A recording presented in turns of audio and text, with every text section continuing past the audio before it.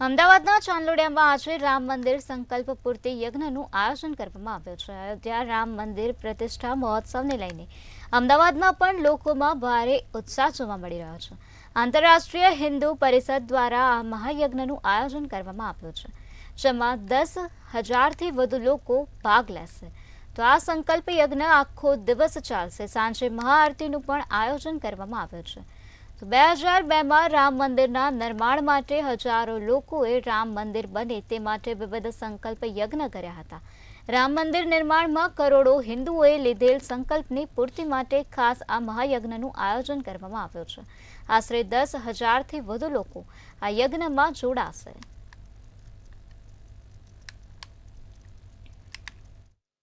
ખૂબ જ આનંદનો આ અવસર છે, કારણ કે 498 વર્ષના આપણા પૂર્વજોના હિન્દુ પૂર્વજોએ જે બલિદાનો આપ્યા છે, 77થી યુદ્ધો લડ્યા છે, અને એનું આ એક પરિણામ છે। અને આજે પ્રત્યક્ષ આપણે જોઈ શકીએ છીએ આપણા હયાતીમાં કેટલીય પેઢીઓ આ લડત લડી, પરંતુ રામ મંદિરમાં ભવ્ય રામ મંદિરની અંદર રામલલાની પ્રતિષ્ઠા એમની રૂબરૂમાં થઈ શકી નથી। આજે એ થવા જઈ રહ્યું છે। સમગ્ર હિન્દુ સમાજમાં આનંદનું વાતાવરણ છે। આંતરરાષ્ટ્રીય હિન્દુ પરિષદ દ્વારા આજે અમદાવાદની અંદર રામ મંદિર સંકલ્પ યજ્ઞની પૂર્તિનું આયોજન કરવામાં કરોડો ભારતીયોએ જ્યારે આ રામ મંદિર વિવાદ જ્યારે થયો હતો ત્યારે સંકલ્પ લીધા હતા અને વિવિધ અલગ અલગ પ્રકારના સંકલ્પ લીધા હતા। તો આ બધા સંકલ્પોની પૂર્તિ માટે થઈને ખાસ આજે મહાયજ્ઞનું આયોજન કરવામાં આવ્યું છે। આવતીકાલે ભગવાન શ્રી રામ અયોધ્યા 500 વર્ષ બાદ નિજ મંદિર પરત ફરવાના છે, ત્યારે આજે આખું કહેવાય છે ઘટના છે તેને લઈને સમગ્ર દેશમાં હર્ષોલ્લાસ છે। ત્યારે અમદાવાદમાં તેની ઝાંખી જોવા મળી રહી છે। અમદાવાદીઓ પણ આજે ખૂબ જ હર્ષોલ્લાસમાં છે। આપણી સાથે અત્યારે હાલ બિપિનભાઈ હાજર છે, તેમની જોડે વાત કરીશું। બિપિનભાઈ, પહેલાં તો આવતીકાલે આટલું મોટું પર્વ જે છે, મહોત્સવ થવાનો છે, કેટલો ઉત્સાહ? જય શ્રી રામ। આંતરરાષ્ટ્રીય હિન્દુ પરિષદ, રાષ્ટ્રીય બજરંગ દળ, કર્ણાવતી મહાનગર દ્વારા આજે રામ મંદિર સંકલ્પ યજ્ઞનું આયોજન કર્યું।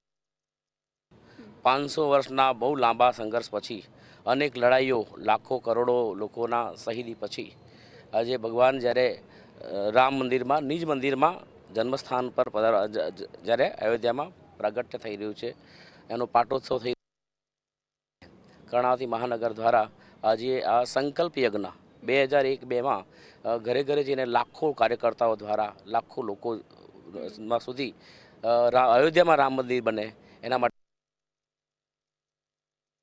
લેવડાવવામાં આવ્યો હતો।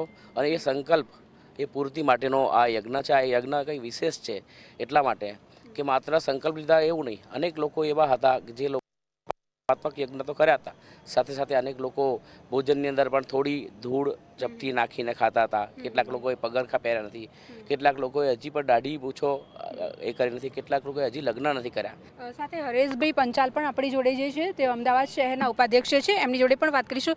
પહેલાં તો કેટલો હર્ષ અને ઉલ્લાસ આવતીકાલે આટલો મોટો મહોત્સવ થવાનો છે? આખા દેશમાં આ ઉત્સવનો માહોલ જોવા રહી રહ્યો છે।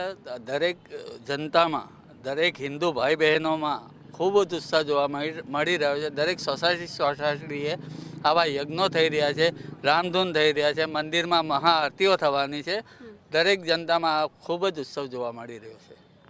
આપણી જોડે અત્યારે હાલ જયસુખભાઈ વસાણી પણ છે, તેમની જોડે પણ વાત કરીશું। જયસુખભાઈ, આટલું મોટું પર્વ આજે થઈ રહ્યો છે, ઘણા બધા લોકોએ સંકલ્પ લીધો હતો કે રામ મંદિર બને, અને ફાઇનલી હવે એ દિવસ આવી ગયો છે જ્યારે આવતીકાલે ભગવાન રામ જે છે તે નિજ મંદિર પરત ફરશે।